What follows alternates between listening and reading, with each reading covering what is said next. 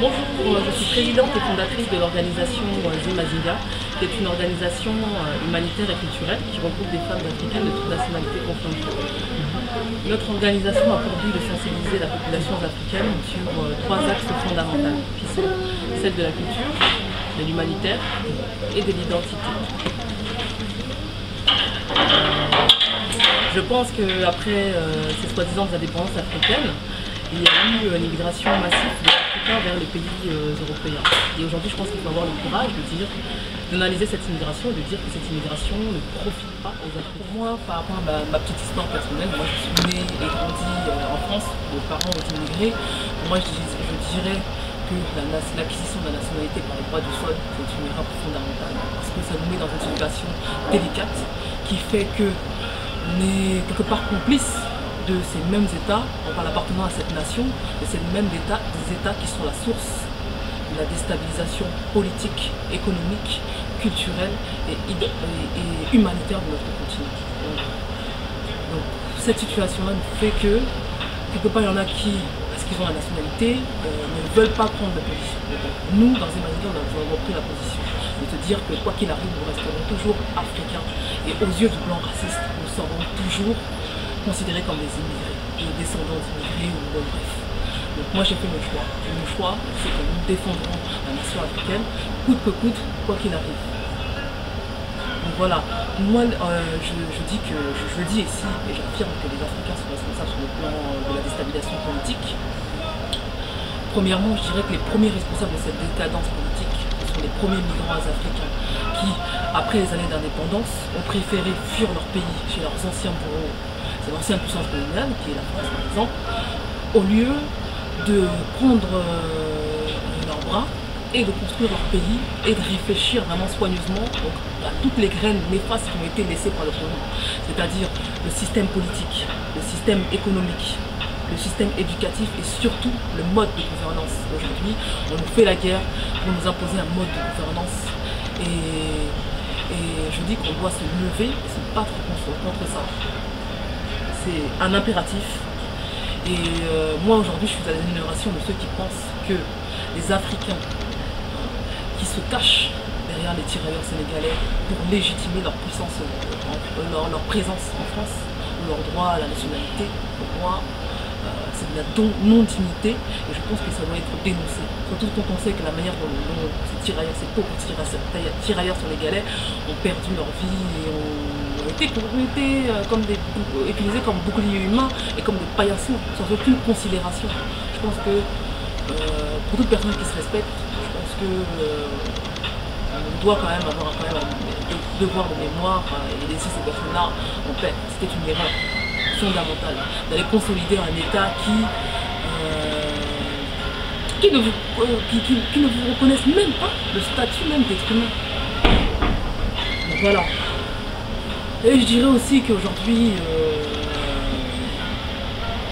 les Africains aussi sont aussi responsables parce qu'en adhérant aveuglément aux partis tels que SOS Racisme, tels que le Parti Socialiste, tels que la droite, l'UMP, etc. Et consorts, parce que ces partis-là, en fait, ils ont une seule vocation, c'est de maintenir l'Africain dans cet état de mendicité et pour avoir une emprise paternaliste sur nous-mêmes. Et je dis que c'est une erreur fondamentale de croire que la lutte antiraciste c'est la solution à la chose. La solution à la chose, il faut aller à la source des choses. Qu'est-ce qui crée cette immigration? Qu'est-ce qui fait qu'on n'est pas accepté tel que nous sommes? Donc il y a un conflit qui est non seulement identitaire, mais aussi, je dirais, racial. Le mot racial, pour moi, ne veut rien dire, mais il y a la différence génétique qui fait que on en est arrivé là, jusque-là aujourd'hui. Bref. Aujourd'hui, l'Africain d'Europe perd un temps fou à se divertir et à se mentir à lui-même, en se réconfortant dans la drogue, dans l'alcool, dans les boîtes de nuit. Et je dirais qu'il passe vraiment trop de temps à se divertir. C'est ça le problème. Même si on analyse la situation dans laquelle nous sommes, on n'a pas une seconde à perdre en boîte de nuit. de faire rire les blancs. J'en ai vu certains qui ont sorti un film comique sur l'esclavage. Juste pour dire que, voilà, sur le plan de la culture, on doit vraiment adopter une attitude de dignité si on veut vraiment être respecté. Donc aussi, je voudrais aussi épingler la question de nationalité, qui est un véritable poison pour nous. Parce qu'il y a des guerres internes qu'on ne dit pas trop souvent, parce que ça paraît ridicule. Il y a les Africains du centre qui ont honte des Africains de l'Ouest, les Africains de l'Ouest qui méprisent les Africains du centre. On voit des guerres telles que les Maliens contre les Sénégalais, les Congolais contre les Ivoiriens, les Camerounais contre les Sénégalais, les Togolais contre les Béninois, bref. Toutes ces guerres-là doivent finir. Il y a aussi le conflit haïtien-guadeloupéen, martiniquais-guada, africain-antillais. Tous ces clivages-là doivent cesser. Vraiment faire face et créer une réelle unité africaine qui pourrait nous permettre aujourd'hui d'être respectés et d'être présents en tout cas sur l'échiquier mondial.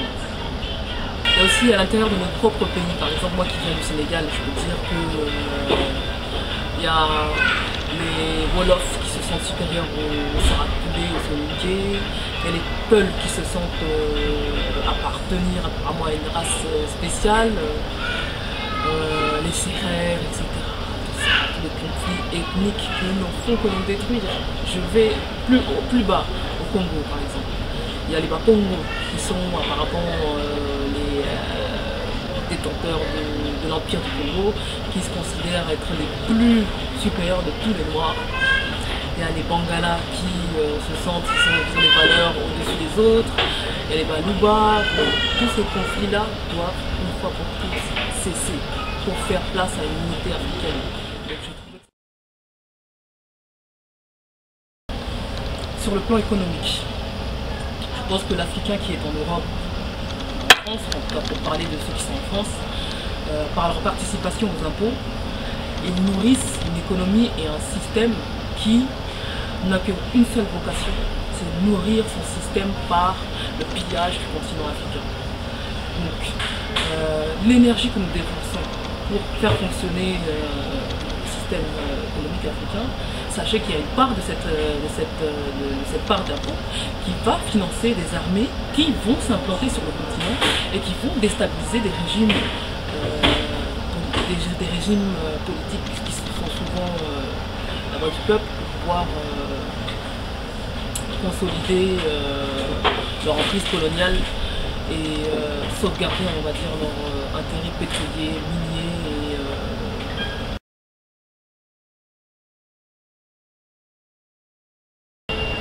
sur le plan culturel, le problème c'est que l'Africain devient ambassadeur de la culture et des valeurs occidentales partout où il va. Puisqu'il a coupé ce lien fondamental qu'il initiait avec ses ancêtres et ses aïeux, c'est-à-dire, je dirais clairement, son patrimoine génétique, fait de lui sa spécificité en tant qu'être humain sur Terre. C'est ce qui est la cause principale, on va dire, de la transformation de certains moi qui utilisent des crèmes éclaircissantes, des cheveux pour casser les tissages, etc.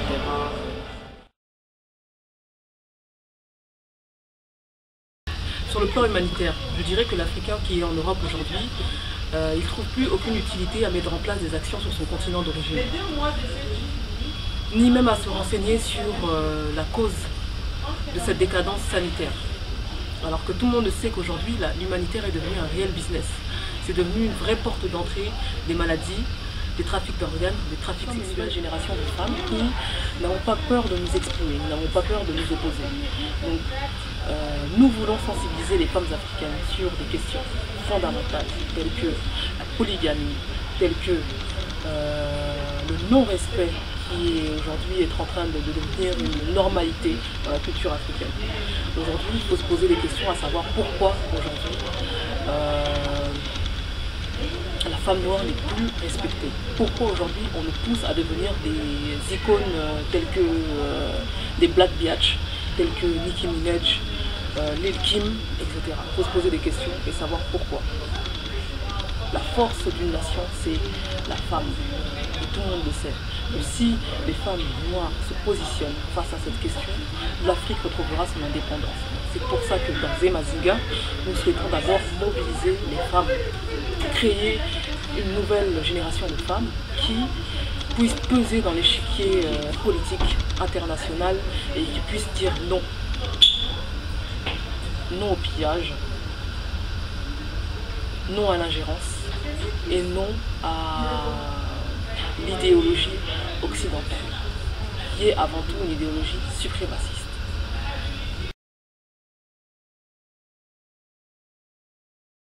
Bon, le monde de la fin à la conclusion, pour moi la solution elle est claire. La première solution c'est de se désintégrer de ce système et accepter son identité et d'en faire une force. Et surtout faire le point vraiment sur les valeurs africaines qui ont toujours été une force pour nous, telles que la sacralité des valeurs, telles que le courage de la lutte et du sacrifice. Parce qu'il ne faut pas oublier qu'il y a eu des gens avant nous qui ont combattu et qui ont donné leur vie pour faire en sorte que nos pays aujourd'hui soient libres et indépendants. Donc nous devons avoir ce courage-là et ce devoir de mémoire d'honorer nos pères de l'indépendance. Donc nous sommes là pour poursuivre leur lutte et surtout réveiller les femmes africaines qui somnolent en chacun de nous.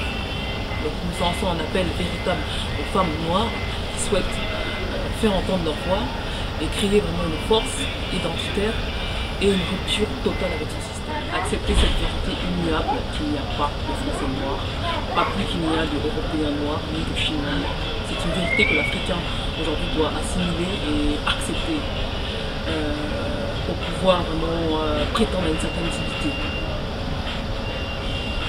Donc je le répète 2 fois, il n'y aura jamais de Français noirs. Donc vous serez toujours considérés comme des étrangers. Donc il est temps que vous preniez vos responsabilités, que vous prenez conscience que votre continent a besoin de vous. Troisièmement, l'oubli de ces nationalités héritées de la colonisation qui sont pour nous un réel poison, qui sont destructeurs de notre âme et de notre identité et de notre esprit. Et pour faire face à un pillage qui est mondialisé, et de se battre ensemble contre le capitalisme, l'impérialisme et d'éveiller enfin les consciences. Nous lançons un appel à les femmes noires qui se sont capables de venir auprès de nous pour mener des actions sur le continent et enfin faire entendre notre voix et dire que nous sommes contre ce pillage et que le pillage a assez duré et que nos États ont droit à une souveraineté comme tous les peuples. Et donc voilà, nous devons aussi recourir, nous lançons aussi un appel aux Africains de recourir à des valeurs que nous avions autrefois, celle du courage, le courage de la lutte,